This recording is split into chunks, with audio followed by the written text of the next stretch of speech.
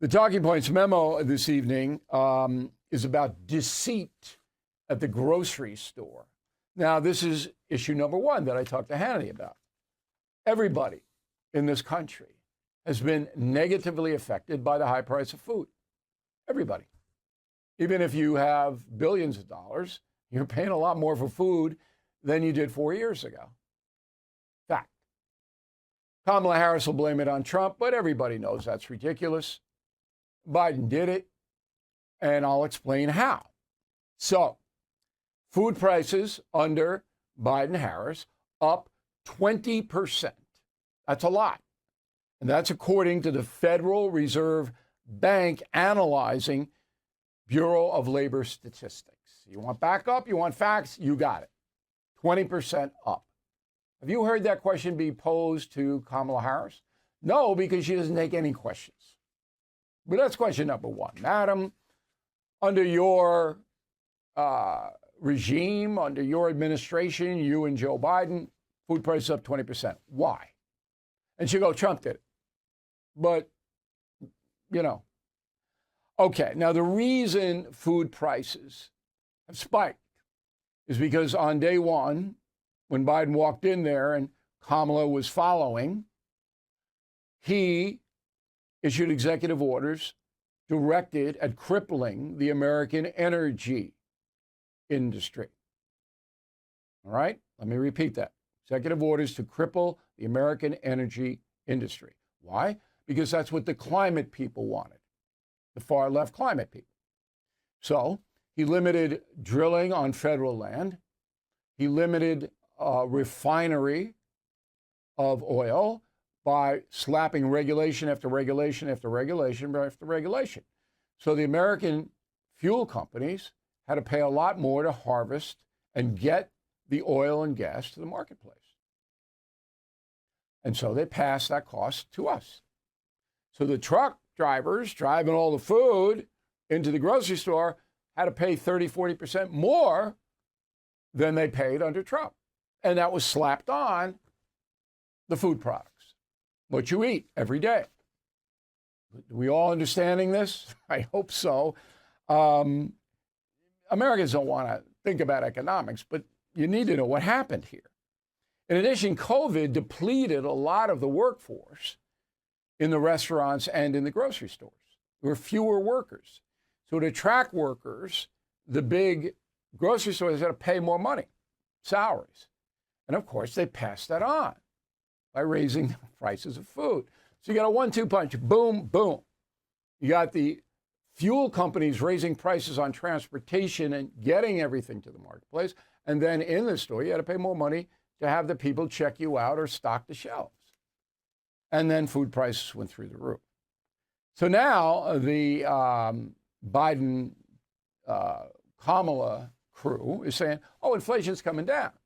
This is the deceit. Oh, inflation's coming down. That's true. The rate of inflation is coming down. It was reported today. And all the Democrats, yeah. Prices aren't coming down. Prices stand right where they were. But the growth of those prices is coming down. Right?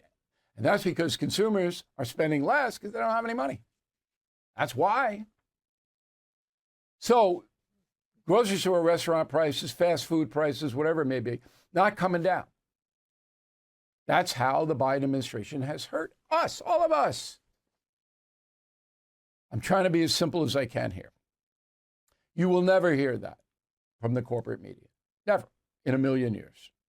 But that's issue number one, because all of us, even the Kamala Harris supporters, they got to know you're paying a lot more for food. But Kamala's going to deceive them. No, I'm bringing it down. I'm going to do it. Look, over the next few days, Harris and Biden going out on the road, going to give his little presentation. Now we're bringing it down. Well, it's too late. 3.5 years, you have plenty of time. Then there is the unfortunate reality in America that politicians at the highest level can absolutely lie to us, deceive us. Here's the best example I could ever give you. Go. I mean, no president's had the run we've had in terms of creating jobs and bringing down inflation. It was 9% when I came to office. 9%. But look, people have a right to be concerned. Ordinary people. Doesn't get clearer than that. Biden says to the American people that when he took office, inflation was 9%. You know what it really was? 1.4%, according to the U.S. Bureau of Labor Statistics. 1.4% when Trump walked out of office. Biden says it's 9. Now, how many times have you heard the phrase, Trump lies? A million? And Trump does deceive. I mean, when he goes out and says everybody in the country wanted Roe v. Wade to be knocked out, that's not true. But it's more of an exaggeration. And I'm not sticking up for Trump. He shouldn't say it. But this is just a lie. And the interviewer on CNN, Erin Burnett, that is so easy to challenge. No challenge. The Biden-Harris people know that. And even though that's the reality, Harris still won't talk to anybody on the slight chance that it may be a tough question that she can't answer. So it's a bleak landscape politically in this country now. And,